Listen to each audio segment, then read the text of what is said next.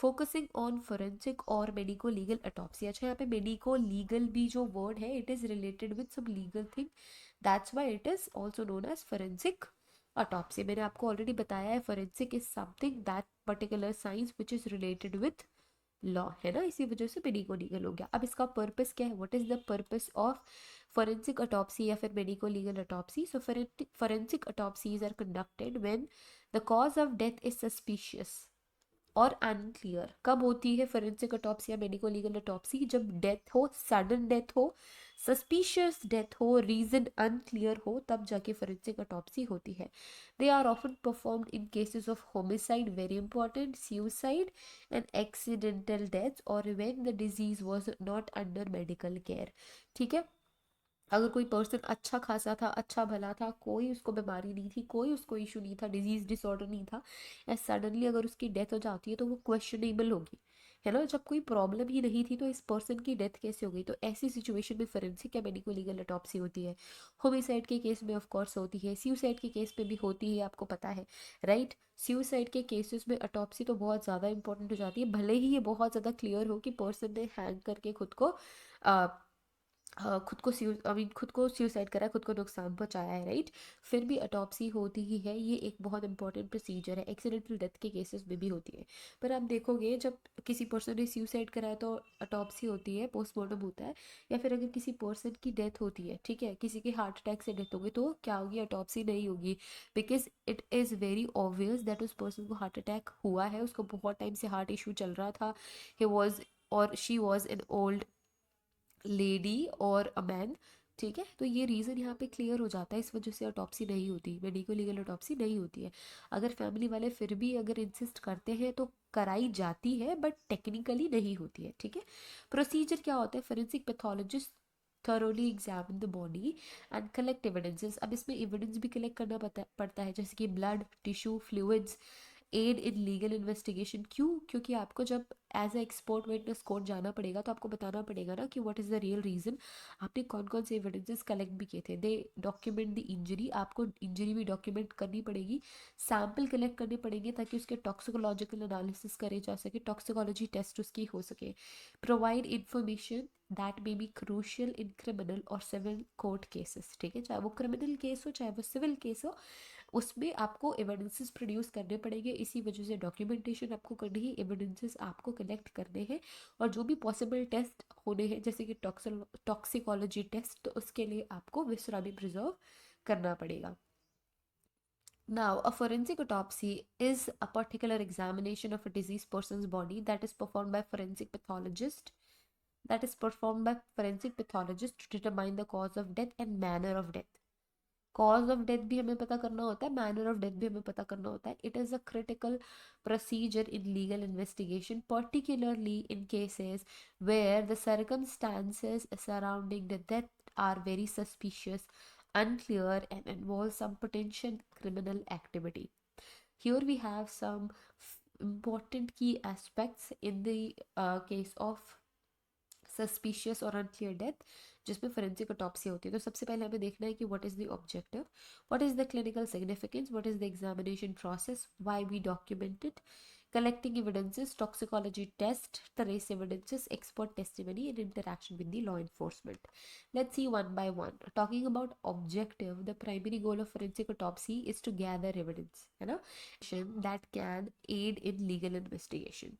This may include cases of homicide, suicide, accidental deaths and deaths in custody। ठीक है, deaths in custody मतलब अगर let's say XYZ person already police की custody में है या ऑलरेडी कहाँ है, वो ऑलरेडी जेल में अपनी सज़ा काट रहा है, लेट्स से वो कोई कैदी है या कोई वो कन्विक्टेड क्रिमिनल है ना, तो वो ऑलरेडी कस्टडी में है और वहाँ अगर उसकी डेथ हो जाती है तो भी क्या होती है? ऑटोप्सी होती है। Let's talk about legal significance. Forensic autopsies play a crucial role in legal proceedings. The findings can be used as evidence in criminal investigation in court cases, of course। ये बहुत इंपॉर्टेंट पॉइंट होता है कि autopsy के reports कैसे आए हैं, right, what is the real reason, that's why legal significance इसकी बहुत ज़्यादा होती है। कोर्ट रूम में आपको बताना पड़ता है कि XYZ रीज़न की वजह से इस पर्सन की डेथ हुई, चाहे वो पॉइजनिंग हो, चाहे वो गन शॉट हो, चाहे वो कोई भी रीज़न हो सकता है। ठीक है, मैंने बताई है होमिसाइड के केस का एग्जाम्पल, राइट।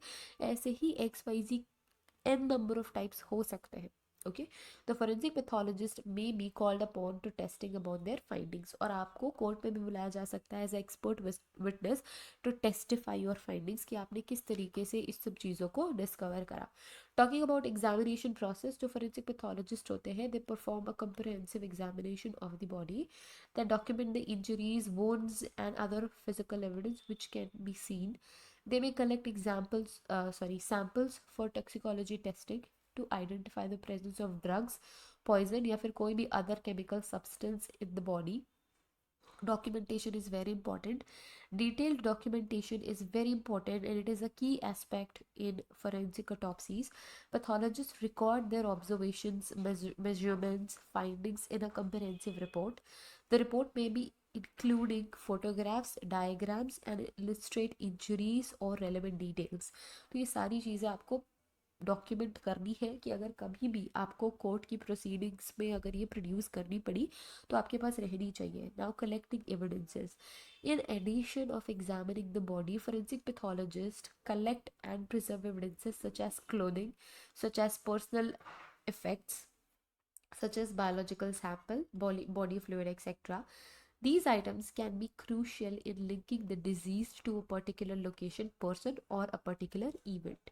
ठीक है, अब बात करेंगे टॉक्सिकोलॉजी टेस्टिंग के लिए. टॉक्सिकोलॉजी टेस्टिंग में बेसिकली आपकी बॉडी में ड्रग है या पॉइजन है या कोई भी केमिकल है तो पता लग जाता है. Forensic autopsies often involve analysis of bodily fluid such as blood and urine for the presence of drug, alcohol or other toxic substances. These informations can help establish whether substance played a role in person's death or not. ठीक है, अगर कोई poison है उसकी वजह से death हुई तो वो पता लग जाएगा, या फिर डेथ के पहले अगर किसी पर्सन ने कोई सब्सटेंस अब्यूज़ करा है या ड्रग किया है या कोई नशे किए हैं तो ये सारी चीज़ें भी टॉक्सिकोलॉजी टेस्टिंग से पता चल जाती है. टॉकिंग अबाउट ट्रेस एविडेंसेस वो एविडेंसेस होते हैं जो बहुत ही ज़्यादा स्मॉल और नेग्लिजिबल होते हैं.